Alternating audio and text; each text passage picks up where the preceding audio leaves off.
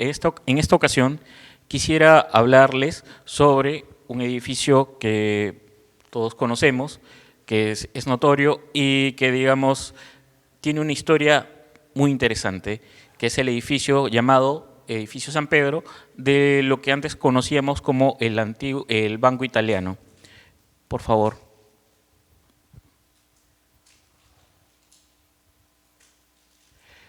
Primero hablaremos sobre la fundación de la Ciudad de los Reyes. Siguiente, por favor.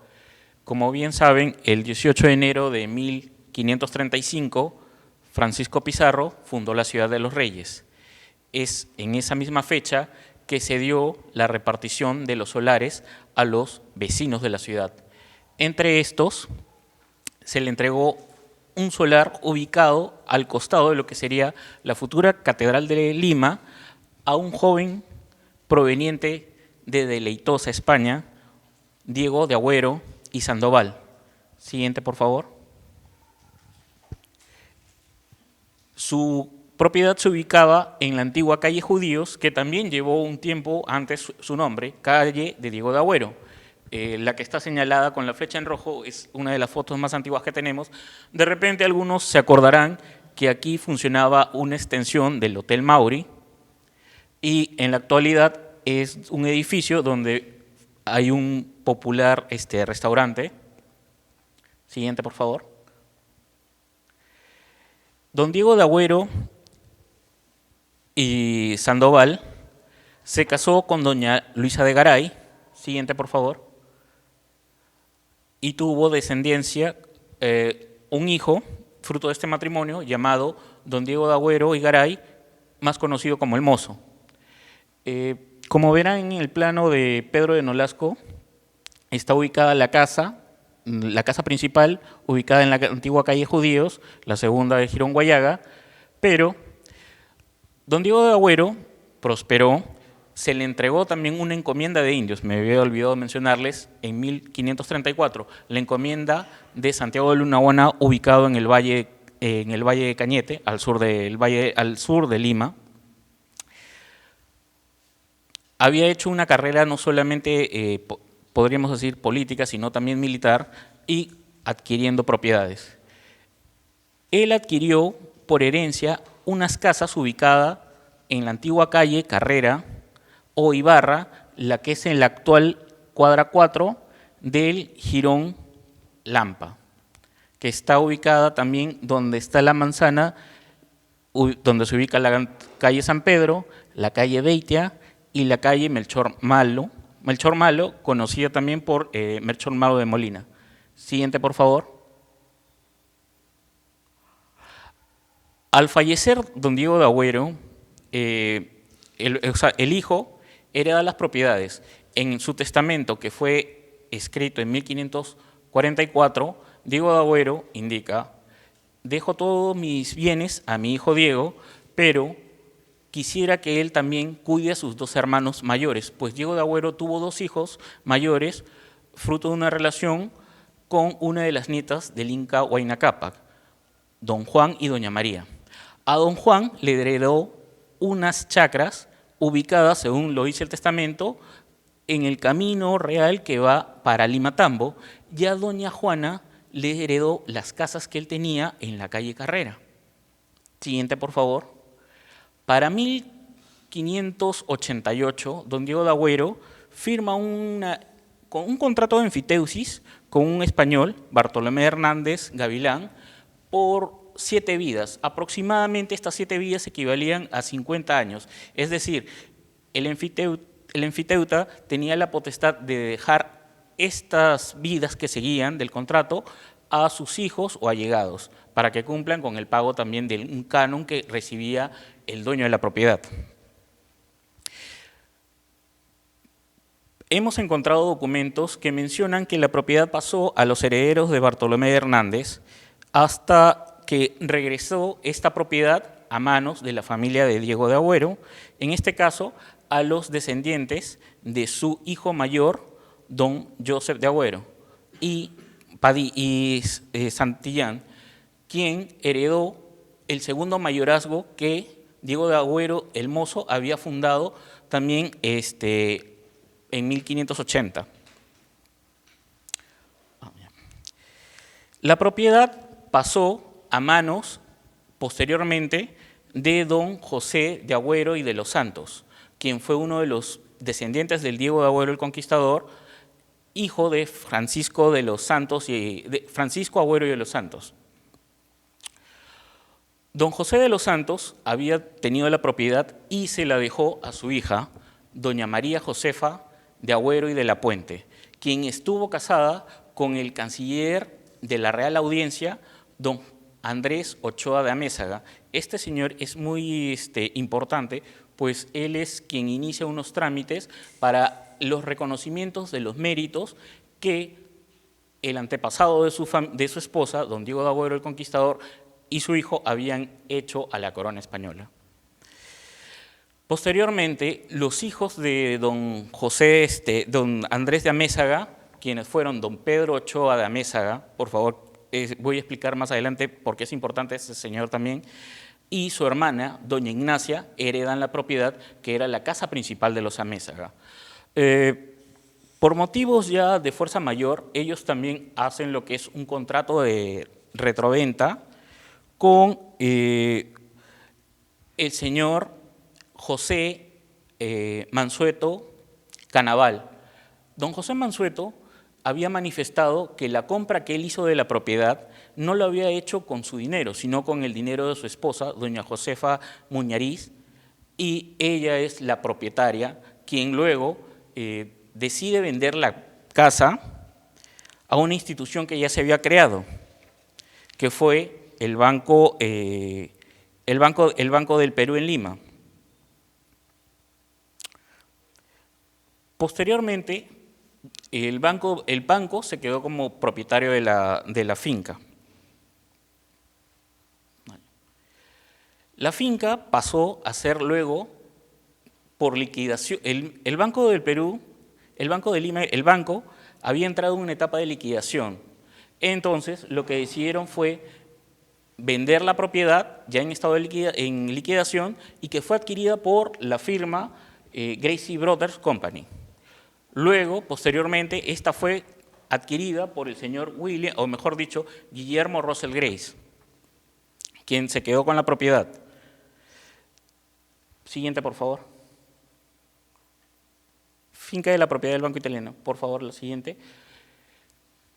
Para 1888, 4 años después del Tratado de Ancón, un grupo de 300 comerciantes italianos reunidos en el Club Patatrac, disculpen mi italiano, ubicado en el Portal de Escribanos, decidieron reunirse para fundar una entidad bancaria, debido a que ya, bueno, los bancos que habían quedado para ese momento, después de la guerra y en la reconstrucción nacional, eran el Banco del Callao, el Banco de Perú y Londres y la Caja de Ahorros de la Beneficencia Pública. Los ciudadanos italianos, muchos de ellos también de origen genovés, querían una institución donde ellos pudieran ahorrar y también que se pudiera hacer inversiones de seguro. Es por ello que decidieron crear una institución llamada, en este caso, el Banco Italiano, que empezó a funcionar para 1889 en la calle Mantas, justo lo que es ahora la actual cuadra 1 del jirón Callao. El Banco Italiano había crecido exponencialmente y por ello había el inmueble había funcionado de una manera, primero, el Banco Italiano había crecido exponencialmente. El primer director del Banco Italiano fue don José Antonio Larco, quien fue también alcalde del distrito de Miraflores, cuya una de las principales arterias es conocida como la Avenida Larco. El banco, al necesitar una mayor infraestructura, deciden comprar en 1896 el inmueble que era propiedad del señor William Grace. Siguiente, por favor. Siguiente. Y bueno, es aquí donde, en esta entidad es donde consiguieron mayor espacio para poder tener una mejor infraestructura. Siguiente, por favor. Siguiente, por favor. Ok. Ya está, en el siglo XX, bueno, tuvimos lo que es los episodios como la Primera Guerra Mundial, pero igual el banco seguía, digamos, teniendo capitales también extranjeros que le permitieron crecer. Es por ello que los accionistas decidieron que la infraestructura que tenían de su edificio era necesaria ampliarla. Habían adquirido una propiedad que estaba al costado, ubicada también en la calle Carrera, o mejor dicho, en el Jirón Lampa, que era propiedad de la Iglesia de las Trinitarias, y para 1925 convocan al arquitecto Ricardo de Jada Malakowski para que presente unos planos del futuro proyecto que sería este edificio, al cual se le conoce como Edificio San Pedro. Siguiente, por favor. Para 1928 empezó la construcción de este nuevo local, que posteriormente se terminó en marzo de 1929. Como ven, aquí está un registro fotográfico del avance de la obra. Siguiente, por favor. Siguiente, por favor. En abril de 1929, justo el 20 de abril, como ven, los principales medios de información, el Banco del Comercio, el Comercio, la Crónica, la revista Ciudad y Campo, informan sobre la inauguración de este importante edificio, el cual recibe el mismo director del Banco Italiano, hace la invitación formal a las autoridades y a su público. Siguiente, por favor. Como ven en esta imagen, el día domingo 21 de agosto, el día 21 de abril de 1929 se dio la gran inauguración del edificio nuevo del Banco Italiano, su sede principal para ese momento. Siguiente, por favor. A la inauguración asistió el presidente Augusto Bernardino Leguía, junto con diplomáticos, la curia eclesiástica, bueno, y también los invitados. Siguiente, por favor. Como veremos acá a continuación en este registro fotográfico, están las principales zonas del banco, el acceso principal al público, la sala de operaciones, en donde se ven estas columnas de mármol, la oficina del director, en la cual en el registro no se muestra, pero también tenía un interesante vitral. Siguiente, por favor. La caja de seguridad, la bóveda. Esta caja de seguridad fue importada de Estados Unidos. Para la construcción de la obra se emplearon no solamente a trabajadores peruanos, sino por el carácter artístico de este complejo, que tiene unas influencias de neoclásico francés y pareciera un palacete italiano, se contrataron empleados italianos.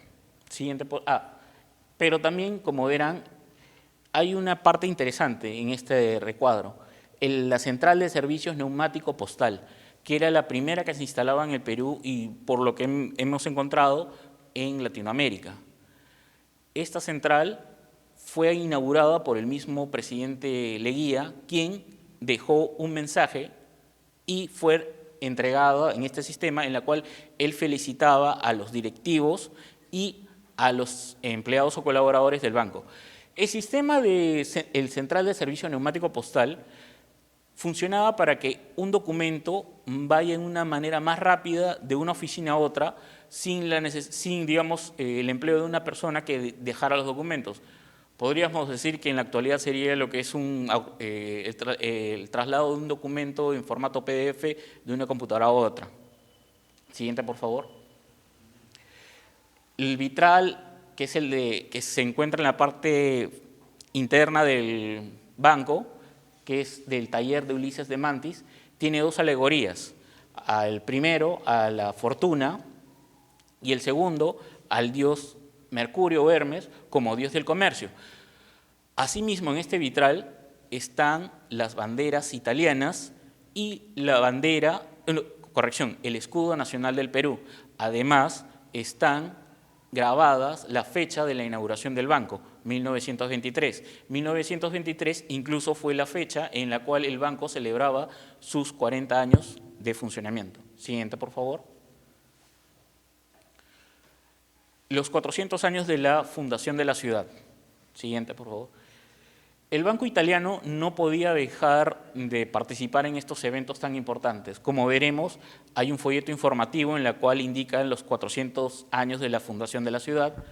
Si podrías, por favor, ampliar un poco esta imagen. Quisiera que, por favor, vean esta imagen donde está subrayada la estructura del Banco Italiano y las propiedades que están al costado, a las cuales voy también a mencionar un momento. Sí, ¿podrías reducirla? Ok. La municipalidad, en reconocimiento a los personajes más importantes de nuestra ciudad, había colocado en muchas de las viviendas que todavía quedaban, o mejor dicho, como en el caso de el edificio Vice, donde estuvo antes la propiedad de Pablo Olavide, placas conmemorativas a los personajes más importantes. En esta ocasión, habían colocado una placa en la esquina del jirón Ucayali con Lampa. Siguiente, por favor. En honor a don Carlos Germán Amézaga y a su padre. Siguiente, por favor.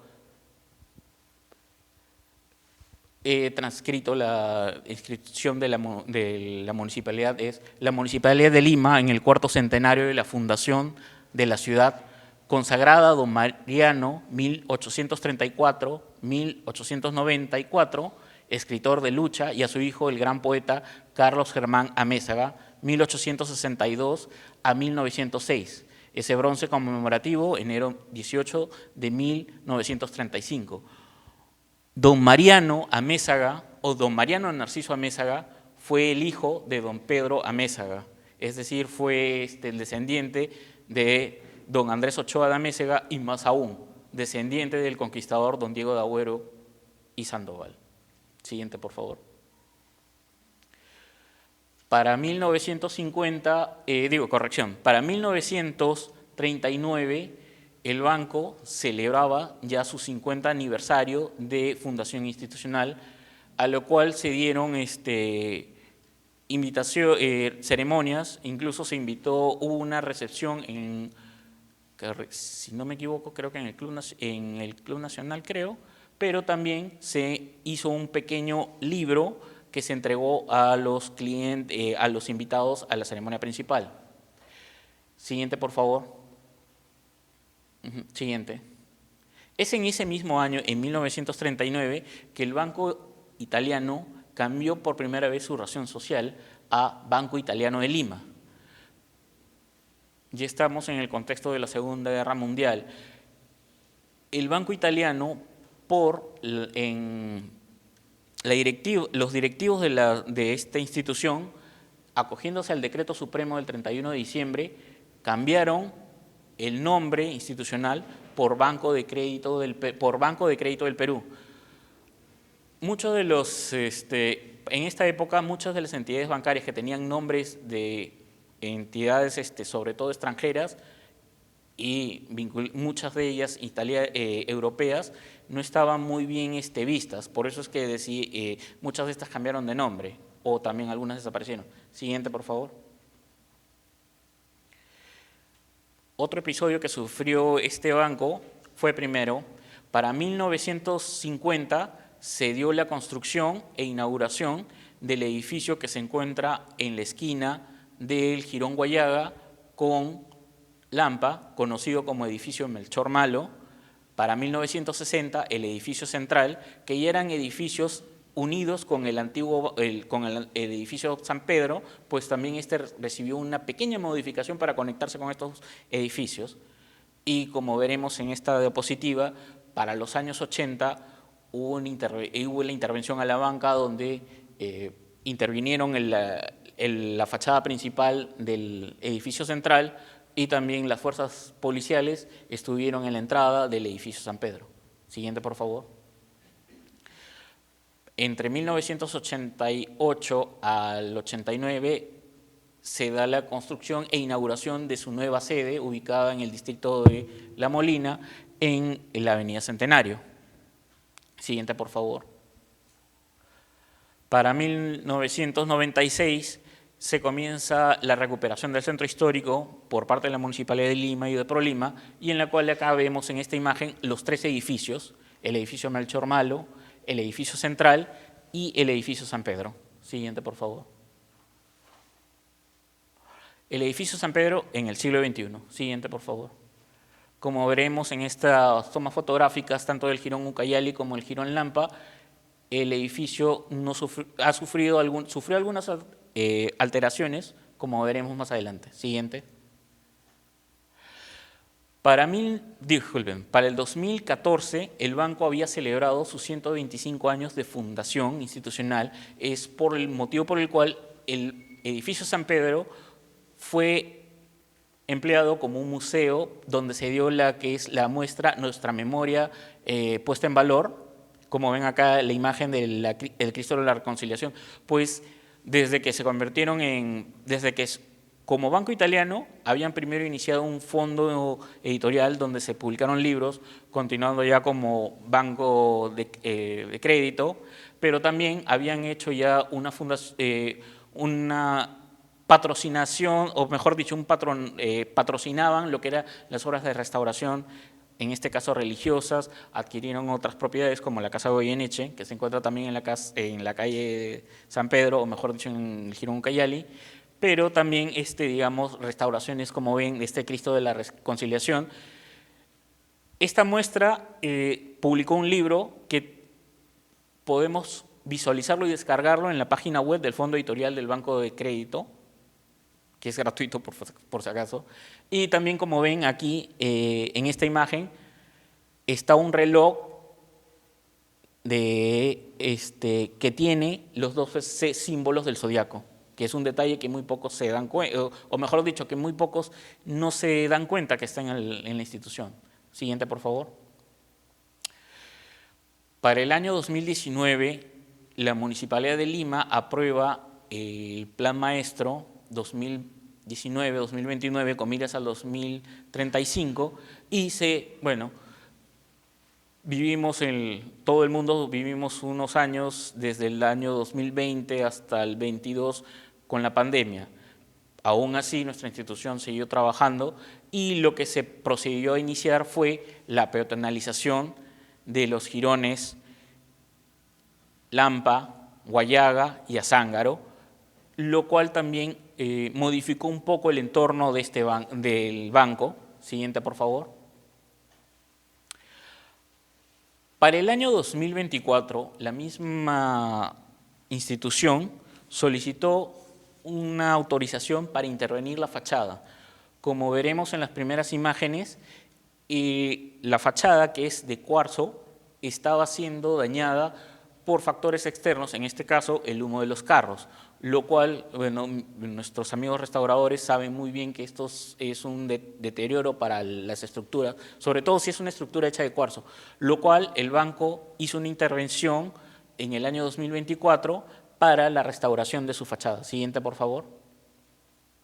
Y como veremos acá en esta imagen de abril de este año, ya tenemos la fachada restaurada como era inicialmente cuando se inauguró en 1929.